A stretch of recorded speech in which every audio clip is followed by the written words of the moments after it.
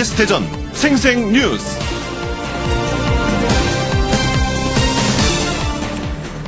여러분 안녕하십니까? 5월 7일 화요일 KBS 대전 생생뉴스 방석준입니다. 사흘간의 어린이날 연휴가 지났습니다. 가족끼리 단란한 시간을 보내셨을 것입니다. 어린이와 함께 놀이공원 등을 다녀오고 어버이날을 앞두고 연로하신 부모님도 찾아뵀을 것입니다. 특히 어린이를 위해 부모들은 오늘 하루만이라도 자녀가 원하는 것을 해주고 싶어 하셨을 것입니다. 그런데 어린이날 가족 나들이로 놀고 받고 먹고 하는 식의 행사보다는 교육적 가치가 있는 것이 더욱 좋답니다. 특히 친구를 배려하고 같은 어린이를 돕기 위해 자신의 욕구를 조금이라도 참는 체험 같은 것이 더욱 좋답니다. 인도에서 굶어 죽어가는 아이들과 빵을 나누기 위해 희생하는 영국 아이들이 있습니다. 우유를 마실 수 없는 다른 나라 아이들을 위해 날마다 절약하는 덴마크 아이들도 있습니다. 가난한 아이들에게 영양식을 제공하기 위해 희생하는 독일 아이들도 있습니다. 이것이 바로 사랑을 구체적으로 가르치는 길입니다. 이 아이들이 자랐을 때 그들은 준다는 것이 무엇을 뜻하는지 잘 알게 될 것입니다. 그리고 그들이 살아갈 세상은 더욱 밝아지고 행복해질 것입니다. KBS 대전 생생뉴스에서는 샵 2309로 청취자 여러분들의 다양한 의견을 들어보고 있습니다. 오늘 생생 인터뷰에서는 5월 가정의 달을 맞아 건강한 가정을 만들기 위한 방법은 무엇인지 대전 서구 건강가정 다문화가족 지원센터장을 맡고 있는 배재대 김정현 교수와 말씀 나눠보겠습니다. 건강한 가정 만들기의 중요성과 방법에 대한 청취자 여러분들의 다양한 의견도 문자로 받아보겠습니다. 단문 50원, 장문 100원의 유료 문자 샵 2309로 보내주시기 바랍니다. KBS 대전 생생뉴스, 먼저 이 시각 헤드라인 뉴스입니다. 오늘 대전과 세종 충남 지역은 대체로 맑은 가운데 어제 오전을 기해 내려졌던 건조주의보는 이틀째 계속되고 있습니다. 경찰청이 자유한국당 이종배 의원에게 제출한 자료에 따르면 대전 지역 18세 미만 실종아동 신고 건수는 최근 5년간 3,020건으로 해마다 600여 건씩 접수되고 있는 것으로 나타났습니다. 대전의 하천 복구가 지연돼 시민들이 큰 불편을 겪고 있다는 소식 얼마 전 전해드렸는데 다 이유가 있었습니다. 정부와 지자체 간 하천관리 사무 이양 과정에서 예산을 제대로 주지 않았기 때문인데 그만큼 하천관리가 부실해지고 있습니다. 본격적인 농번기 속에 세종시 한 농촌마을의 하천바닥 수백 미터가 붉게 변해 농민들이 불안해하고 있습니다. 더욱이 이곳은 그린벨트 지역이지만 자치단체는 관련법이 없다며 손을 놓고 있습니다. 이제 얼마 안 있으면 스승의 날입니다. 하지만 교사들이 학생을 가르치는 본연의 업무에 충실하기가 힘들다는 하소연이 많습니다. 모래 소독이나 회계관리 등 잡다한 행정 업무까지 떠맡아 교육에만 전념하기는 더욱 어려운 환경입니다. 내포 신도시를 중심으로 이웃한 예산군과 홍성군이 서해선 복선전철 삽구역 신설을 놓고 갈등 양상입니다. 역신설에 따른 이해관계가 서로 다르기 때문인데 찬반 논란이 가열되고 있습니다. 대전시가 내년부터 2022년까지 205억 원을 들여 바이오와 3D 프린팅 분야 산업을 집중 육성합니다. 이 시각 헤드라인 뉴스였습니다.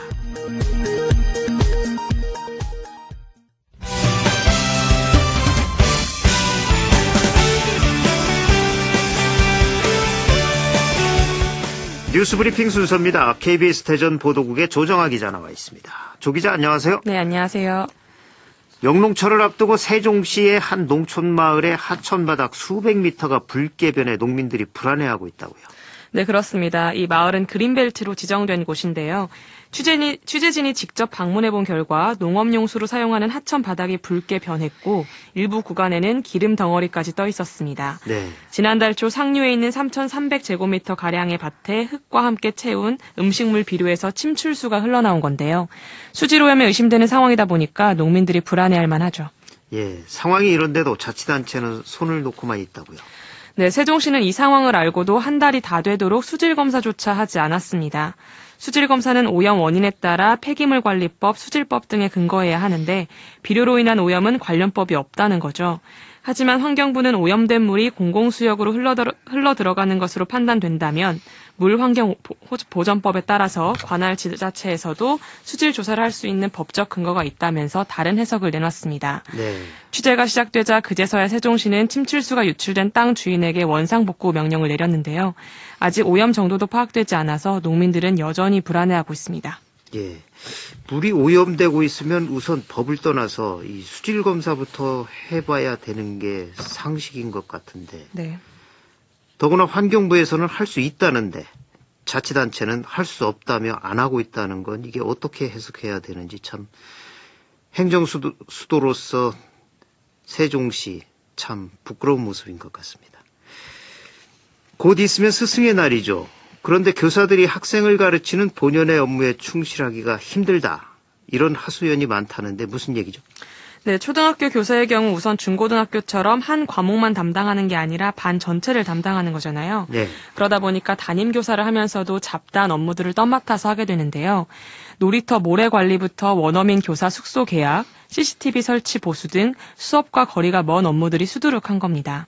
특히 회계관리 같은 경우엔 연간 예산만 1억 원이 넘는데 방과 후 교사 채용은 물론 급여 지급까지 교사가 담당합니다.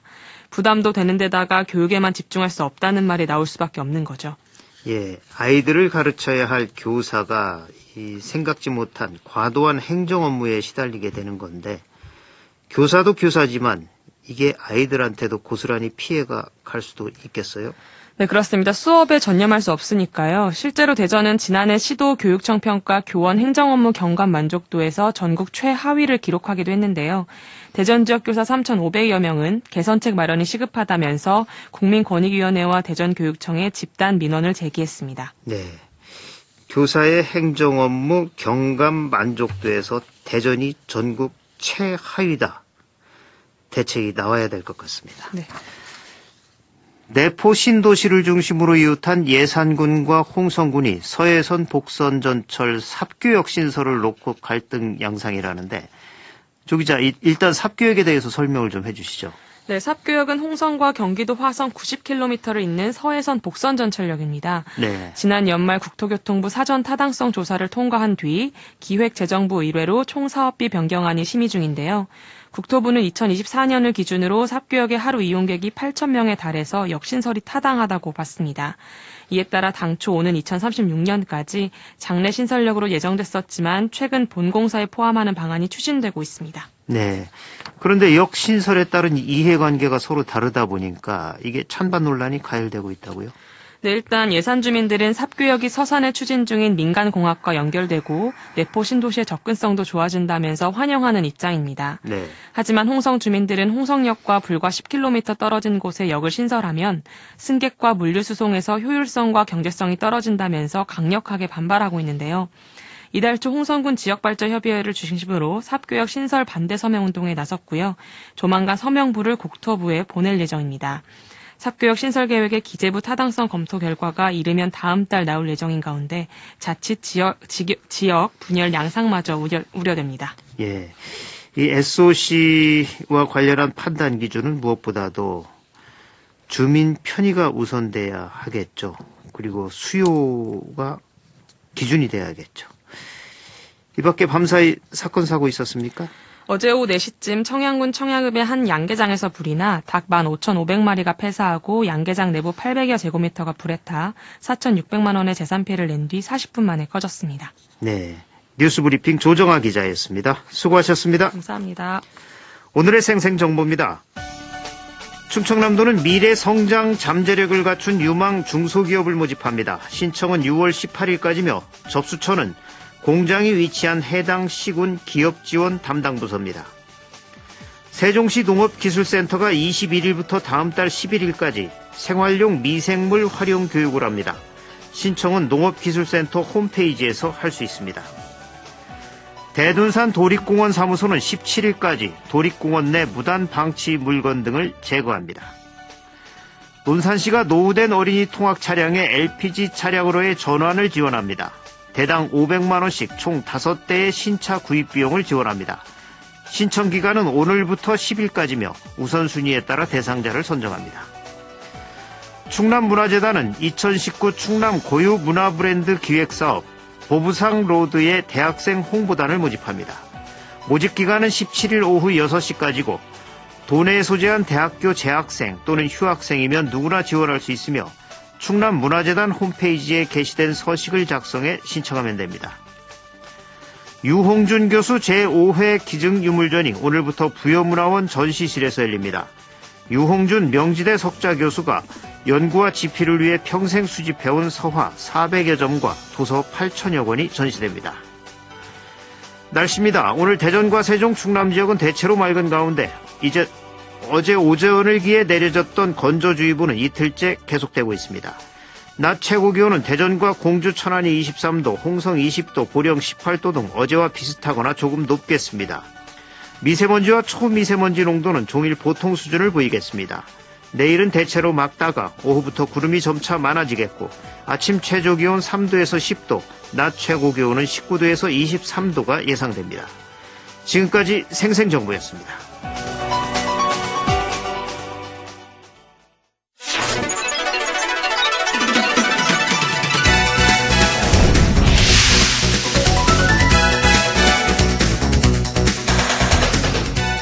생생한 뉴스, 깊이 있는 이슈 분석.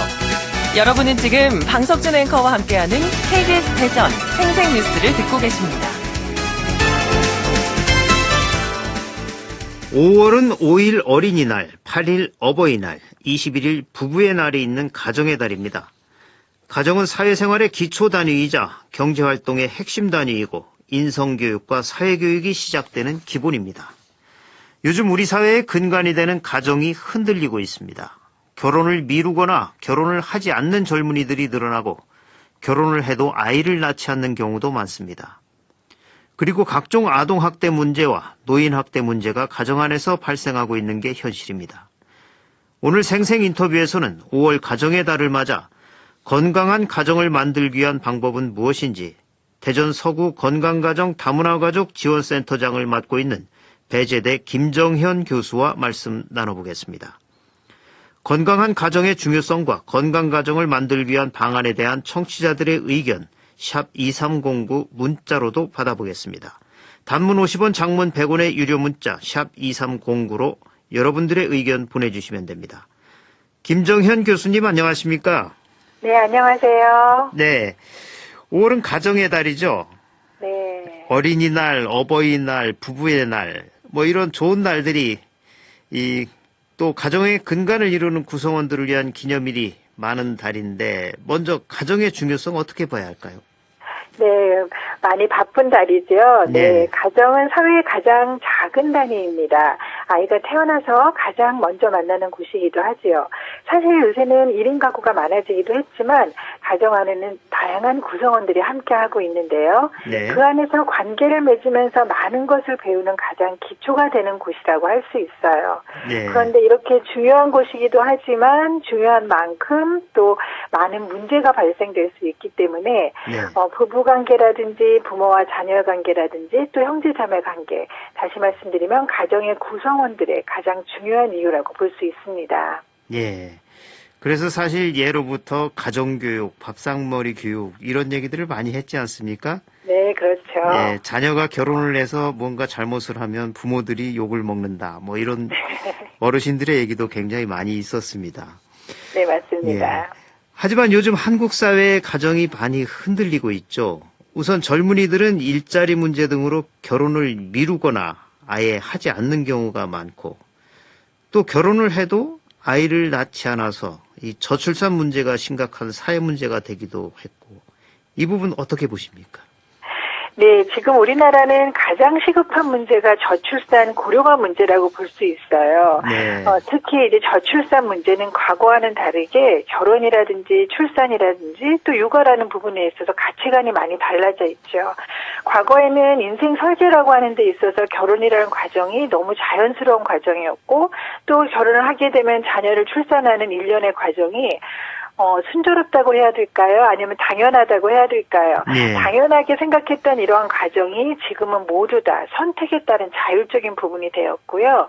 사실은 이렇게 선택에 따른 자율적인 부분이 되었다는 것은 좋은 의미고 긍정적인 의미로 받아들여지고 결국 궁극적으로는 발전적인 의미로 받아들여져야 되는데 네. 지금 우리 상태는 이렇게 가치관이 달라졌지만 여기에 맞는 준비라든지 이러한 네. 부분들이 정확하게 연결되지 않기 때문에 이런 저출산 문제는 가정에서의 문제뿐만이 아니라 사실은 사회적인 문제에서는 굉장히 심각하게 우리가 고민해봐야 될 문제라고 볼 수 있습니다. 예. 저희 세대만 해도 학교를 졸업하면 취직을 해야 되고, 네. 그 다음엔 또 남자 같은 경우, 저 같은 경우는 장가를 들어야 되는 것이 당연한 것으로 그렇게 여기면서 이렇게 살았는데 지금의 젊은이들은 생각이 좀 달라진 것 같죠. 그리고 그게 또 그렇죠. 자발적이 아닌 원인도 있으니까 큰 문제가 되겠죠. 그렇습니다. 예. 이 더 큰 문제는 또 이 가정을 이뤘다고 해도 이 다양한 원인이 있겠지만 가족 구성원들 사이에서 갈등이 일어나고 또 그래서 또 건강하지 못한 가정들도 많다는 것이죠. 그중 하나가 가정 안에서 일어나는 아동 또 노인 학대 문제가 아닐까 싶은데 아동과 노인 학대 실태나 심각성 어느 정도입니까? 네, 말씀하신 것처럼 그런 문제들이 결국은 또 저출산이나 고령화 문제를 가중시킨다고 볼 수도 있는데요. 네. 거기에 나타나는 문제들은 가정에서 이루어진다는 것이 가장 우리가 중요하게 좀 고민해봐야 되는 문제입니다. 지난해 아동학대 신고 건수는 잠정치로 보면 약 36,400건대였고요. 네. 최종 학대 판단 건수는 약 24,400으로 집계됐어요. 신고 건수를 보면은 전년도에 비해서 6.5% 정도 증가한 거고요. 예. 학대 건수로 보면 9.2%로 증가하게 됐기 때문에 5년 새에 2.4배로 증가한 사실은 굉장히 놀라운 증가 숫자라고 볼 수 있고요. 그렇네요. 네, 그리고 조금 저도 놀랐는데 아동학대 사망자는 2014년 13명부터 시작을 해서 18년까지 집계를 해보면 5년간 134명의 아동이 학대로 사망한 것으로 나타났습니다. 예. 굉장히 놀라운 숫자인데요. 아동학대 행위자 유형을 보면은 지난해 아동학대 건수 중에서 부모가 75.4%로 대부분을 차지하고 있어서 우리가 가정이 가장 소중하고 편안하고 중요한 공간과 그 형태임에도 불구하고 또 이런 이유가 일어났다고 하는 것을 우리가 좀 고민해봐야 되는 문제입니다. 네. 노인학대도 마찬가지예요. 2008년에 약 3,900건 정도였는데 17년에는 약 7,300건수로 2배 이상으로 나타났는데 그중에 정서적 학대가 가장 많았고 다음으로 신체적 학대였는데요. 노인학대가 발생한 장소도 절대 다수가 89.3% 가정이었다는 거죠. 네. 말씀드렸던 것처럼 가정이 가장 소중하고 편안한 곳이om에도 불구하고 이렇게 아동학대나 노인학대 심각한 문제들이 전부 다 또 가정에서 일어난다는 문제는 우리가 가정을 어떻게 해야 된다는 준비나 이런 것들이 필요하다는 절실하게 좀 생각해 봐야 될 문제로 볼 수 있습니다. 예. 사실 이 아동학대, 특히 자녀에 대한 학대는 자녀를 자기 소유물로 생각하니까 이런 일이 벌어지는 거죠. 네, 그렇죠. 예. 또 어르신에 대한 학대, 특히 부모에 대한 학대, 부모가 힘이 없어지고 또 판단력이 좀 흐려졌는데 그걸 좀 애처롭게 생각하는 것이 아니라 그것을 귀찮게 생각하고 하는 그런 아주 불효막심한 그런 생각에 의해서 나오는 행태가 아닌가 그런 생각이 듭니다. 예, 5월에 네. 많이 생각해 봐야 될 문제인 것 같습니다. 네, 말씀하신 것처럼 우리가 하나하나의 구성원들에 대한 소유권이라든지 이제 네.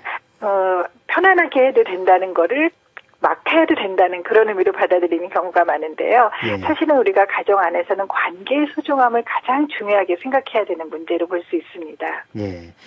이 저출산 문제를 비롯해서 아동, 노인 학대 문제 등 가정 안에서 발생하는 각종 사회 문제를 해결하고 또 건강한 가정을 만들기 위해서는 정부 차원의 적극적인 대안 모색이나 정책적인 접근도 필요해 보이는데 어떤 대안이 필요하다고 보시는지요? 네, 현재 이제 사회교육적인 측면에서 보면은 직종에 따라서 법정 의무 교육을 실시하고 있어요. 그래서 아동학대 예방교육이라든지 노인학대 예방교육을 법정 의무 교육으로 실시하고 있는데요. 우리가 이 4대 법정 의무교육 안에는 가정 문제가 사실은 좀 빠져 있다는 것을 말씀드리고 싶습니다. 네. 물론 교육이 교육으로만 끝나서는 안 되지만 이런 교육이 법정 의무교육으로 있다는 것과 그렇지 않다는 것은 굉장히 큰 차이가 있기 때문에 네. 이런 우리가 법정 의무교육을 통해서 가정폭력 예방교육이라든지 저는 좀 큰 의미로 부모교육 또 부부교육으로 접근할 수 있는 가족 안에서의 관계교육이 좀 정책적으로 접근이 좀 필요하다고 볼 수 있고요. 네. 이런 법정 의무교육이 이루어지는 사회교육과 함께 연계해서 우리 미래 성인이 될 수 있는 또 가정을 준비해야 되는 또 현재 가정 안에 있는 우리 성장기 어린이와 청소년들이 있는 학교 교육 안에서도 이러한 문제들이 다루어지고 이러한 문제가 사회교육으로 좀 연결되어 있는 정책적인 접근이 필요하다고 생각하고 있습니다.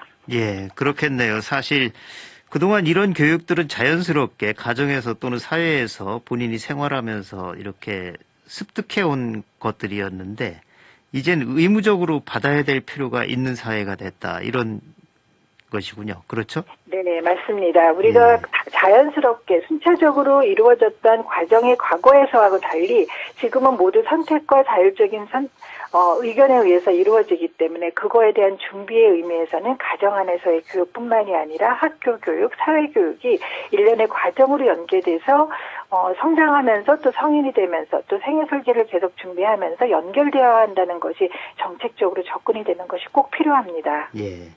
또 무엇보다 중요한 것은 그 이전에 그 건강한 가정을 만들기 위한 가족들의 노력이 아닐까 싶은데 이 가족 구성원들의 노력은 어떤 것이 필요할까요? 네, 지금 말씀드렸던 것처럼 사실 가족 구성원들의 노력 자체가 어떤 의미가 있다는 것보다는 그 노력을 할 수 있는 것이 준비가 되는 교육이 필요한데요. 네. 그 교육의 내용으로 보면 우리가 건강한 가정 또 가족 구성원들이 서로 함께 할 수 있는 것은 가장 중요한 것이 이해와 소통이죠. 사실 이해와 소통이라고 하는 것이 중요하다는 것을 알고 있기도 하지만 그거를 어떻게 실천해야 되는 것이 좀 어렵기 때문에 말씀드렸던 준비와 교육이 필요할 수 있습니다.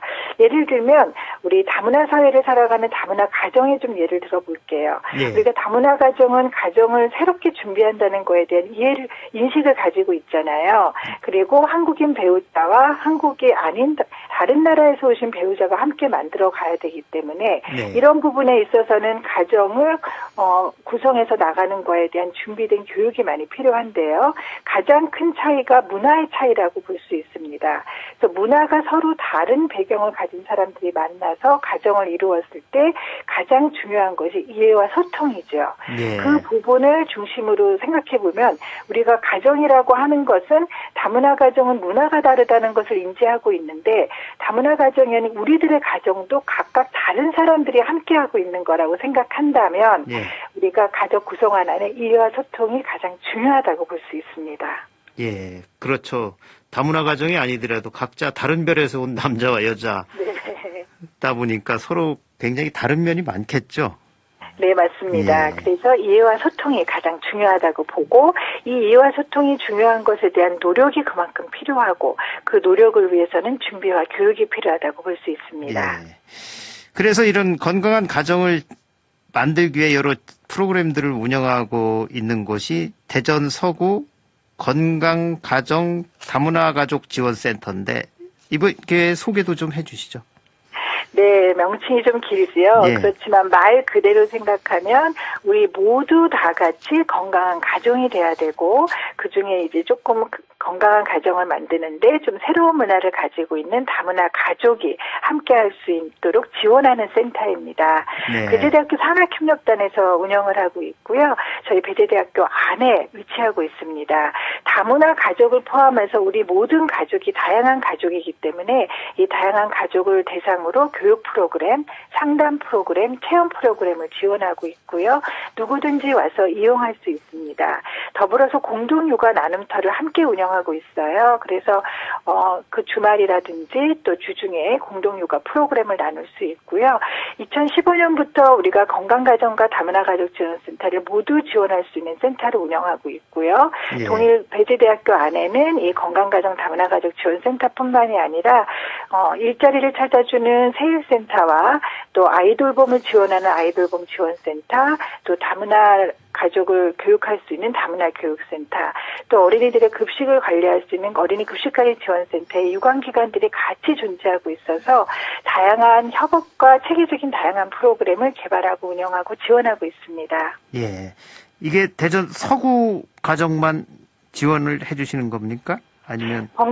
네, 건강가정 다문화가족 지원센터는 서구에 사는 지역 주민들을 중심으로 하고 있고요. 네. 그 외에 다른 센터는 대전시 전체가 같이 움직일 수 있어서 연락 주시면은 지원이 가능할수록 연계할 수 있습니다.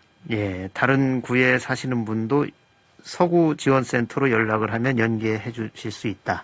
네, 맞습니다. 예, 시간이 많이 흘렀어요. 그래서 마지막 질문 드리겠습니다. 네. 예, 5월 가정의 달이죠. 이 5월을 맞아서 다양한 체험 프로그램도 준비하고 계신데 이번 기회에 소개를 좀 간단히 해주시죠. 네, 가장 중요하게 얼마 전에 1탄으로 홍역 예방 사업을 했습니다. 네. 올해는 특히 가정의 달을 중심해서 우리 아이 건강하게 행복하게 키우기 프로젝트를 진행을 하고 있어요. 네. 그래서 2주 전에는 홍역 예방 사업을 했고요. 앞으로는 영유아의 영양건강 교육을 준비하고 있고 또 건강가정을 하기 위한 맞벌이 가정, 일가정 양립 지원으로 맞벌이 가정을 함께 할 수 있는 체험 프로그램, 가족 친화 문화 프로그램을 함께 할 수 있습니다. 가정의 소중함을 함께 하실 수 있는 어느 분이나 와서 이용할 수 있기 때문에 관심 가져주시고 연락 주시기 바랍니다. 예, 대전 서구 건강가정 다문화가족 지원센터장을 맡고 있는 배재대 김정현 교수였습니다. 오늘 말씀 고맙습니다. 네, 감사합니다. 네, 지금까지 5월 가정의 달을 맞아 건강한 가정을 만들기 위한 방법은 무엇인지 대전 서구 건강가정 다문화가족 지원센터장을 맡고 있는 배재대 김정현 교수와 말씀 나눴습니다. KBS 대전 생생뉴스 기술의 이재은, 구성 조미연, 제작과 진행의 방석준이었습니다. 5월 7일 화요일 방송 여기서 마칩니다. 행복하고 평화로운 하루 보내시기 바랍니다. 내일 다시 뵙겠습니다.